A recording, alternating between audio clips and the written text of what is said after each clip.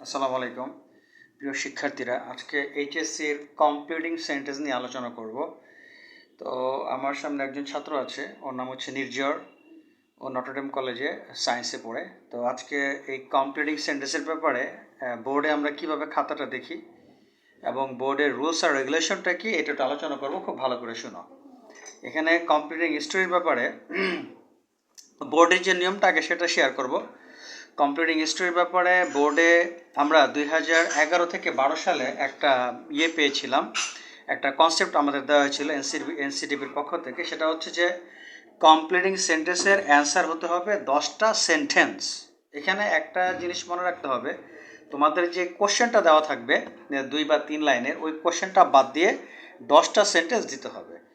এখন এই 10টা সেন্টেন্স হতে পারে কমপ্লেক্স, হতে পারে কম্পাউন্ড, এটা কোনো বিষয় না। হয়তো অনেকে এর মধ্যে অনেক আমাকে কোশ্চেনও করেছে, তোমাদের অনেক শিক্ষার্থীরা আমাকে কোশ্চেনও করেছে যে স্যার এই 10টা সেন্টেন্স কাউন্ট করা একটু অনেক সময় কঠিন হয়ে যায়। এক্ষেত্রে আমাদের করণীয় কী? এই ক্ষেত্রে তোমাদের করণীয় হচ্ছে তোমরা বোর্ডের খাতার 2 পেজে তোমরা এই কমপ্লিটিং হিস্ট্রি অ্যান্সারটা অকিউপাই করবে। অর্থাৎ তোমাদের বোর্ডের খাতার 2টা পেজ তোমরা ফুলফিল করবে। সেটা হচ্ছে তোমাদের কমপ্লিটিং হিস্ট্রির জন্য। কমপ্লিটিং হিস্ট্রির জন্য তোমরা বোর্ডের যে প্রদত্ত খাতা দেওয়া হয়, যে পরীক্ষায় যে খাতা দেওয়া হয়, সে খাতার 2 পেজ তোমরা দিবে। ঠিক আছে? তো এখন সাধারণত এইচএসসি লেভেলে কমপ্লিটিং স্টোরিটা কমন পড়ে না, খুব রেয়ার। এটা ভালো করে শোনো, কমন পড়ে না। তো এই ক্ষেত্রে আমাদের করণীয় কি দেখো, যদি এইচএসসি লেভেলে কমপ্লিটিং স্টোরি কমন না পড়ে, তার জন্য ওয়ারিড হওয়ার কোনো কারণ নেই। কেন বললাম কথাটা? তোমরা সেক্ষেত্রে মনে রাখবে যে তোমরা সেক্ষেত্রে তোমাদের যেই পার্সোনাল এক্সপেরিয়েন্স সেটা তোমরা শেয়ার করে তোমরা লিখবে। মানে এটার ব্যাখ্যা হচ্ছে যে যেমন ধরো একটা এক্সাম্পল তোমাকে বলছি যে mister Kashem is a rickshaw puller. এখন এটা কিন্তু present tense. Mister Kashem is a rickshaw puller once he won the lottery of 40 lakh taka. এক সময় সে 40 লক্ষ টাকা লটারি জয় করেছিল।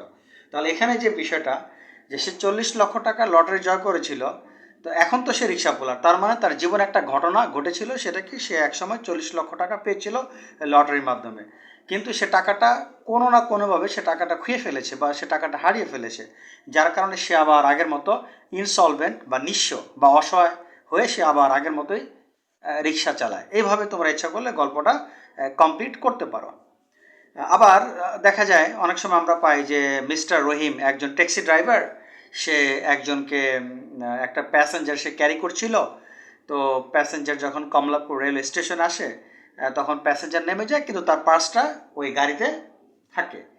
এখন এই এতটুকু ধরো দেয়া আছে, এখন তোমরা ইচ্ছা করলে এটাকে কিন্তু অনেক অনেকভাবে তোমরা এটাকে শেষ করতে পারবে। ফর এক্সাম্পল আমি একটা কথা বলছি, যেমন ধরো তুমি ইচ্ছা করলে এইভাবেও এটা শেষ করতে পারো যে আমি ওই পার্সের মধ্যে একটা ভিজিটিং কার্ড পেলাম, আর ভিজিটিং কার্ডের মধ্যে তার একটা ফোন নাম্বার দেওয়া আছে। তো তুমি এখানে ফোন করলে, তো তার সাথে তোমার কমিউনিকেট হলো, দেন তুমি তাকে পার্সটা হ্যান্ড ওভার করলে। আর এডিশনালি আরও কিছু লিখতে পারো, সে তোমাকে অনেক ইনসিস্ট করলো কিছু গিফট নেওয়ার জন্য, সেই গিফট হিসাবে তোমাকে হয়তো কিছু টাকা দিল, তুমি সেটাকে অ্যাকসেপ্ট করলে। আবার ইচ্ছা করলে তুমি এইভাবে সেটাকে এন্ডিং করতে পারো যে স্টোরিটা আমি অন্যভাবে নিয়ে যাবো, এটা অন্যভাবে প্রভাবিত করবো। যেমন ধরো ওখানে তোমার পার্সের মধ্যে হয়তো ভিজিটিং কার্ডটা নেই। এখন তুমি কি করছো, স্টেশনে তুমি তাকে ফলো করার চেষ্টা করলে, সেই লোকটা এইভাবে ঢুকেছে। তো তুমি স্টেশনে গেলে, যাবার পর দেখলে হ্যাঁ লোকটা কাউন্টারে সে একটা কিউ বা সারির মধ্যে দাঁড়িয়ে আছে টিকিট কাটার জন্য। তখন তুমি তাকে বললে যে স্যার আপনি পার্সটা রেখে আসছেন ভুলে, এটা আপনার পার্স।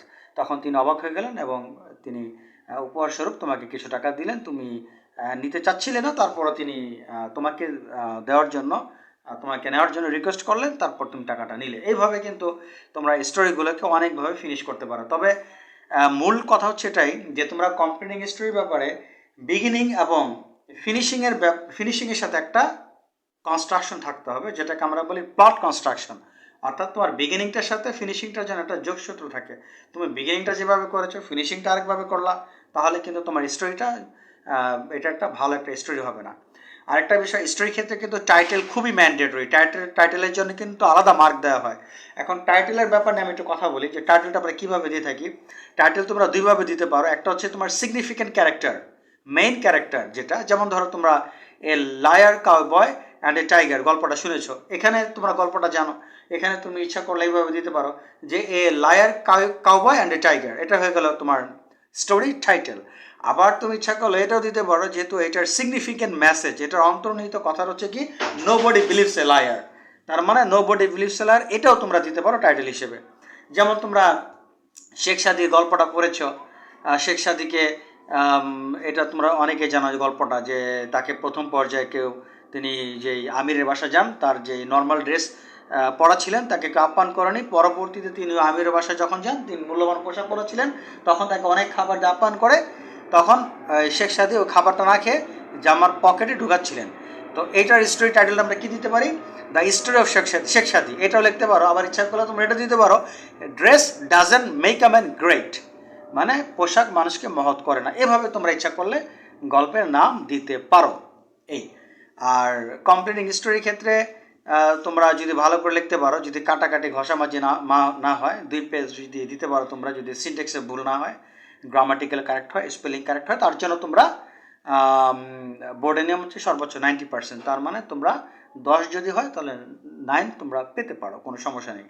আর কমপ্লিটিং স্টোরি যদি পিকুলার হয়, ভয়ের কোনো কারণ নেই, তোমরা একটা থিম ক্রিয়েট করার চেষ্টা করবে। আশা করি ভিডিওটি বুঝতে পেরেছো। আজ এ পর্যন্ত, আল্লাহ হাফেজ।